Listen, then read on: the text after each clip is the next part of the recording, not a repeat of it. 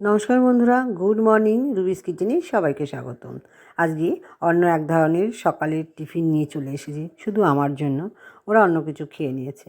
আমার না ছোটোবেলাকার সেই দুধ রুটি কলা চটকে খাওয়ার কথা মনে পড়ছে। কি করে করব বুঝতে পারছি না। মাকে ফোন করলাম, মা বলে দিল যে রুটিটা টুকরো টুকরো করে কেটে নিই আর দুধটা উষ্ণ গরম করে নিই, আর দুটো কলা ছোটো ছোটো কলা হলে দুটো নিয়ে নিবি, কচলে দিয়ে দিবি, রুটিটা দুধে চুবিয়ে রাখবি কিছুক্ষণ, তারপরে খাবি, ভালো লাগবে। আর চিনি দিয়ে নিতে বললো। আমি সবই করেছি মার মতন, কিন্তু চিনিটা দিইনি। চিনিটা যেহেতু সুগার বাড়ে বলে চিনিটা আমি খেলাম না, চিনিটা অ্যাভয়েড করে দিয়েছি। এরকম তোমরা তো দেখতেই পেলে এভাবে করে নিয়েছি। খেতে দারুণ হয়েছিল, ইয়াম্মি। সত্যি ছোটোবেলার কথা মনে পড়ে যাচ্ছে।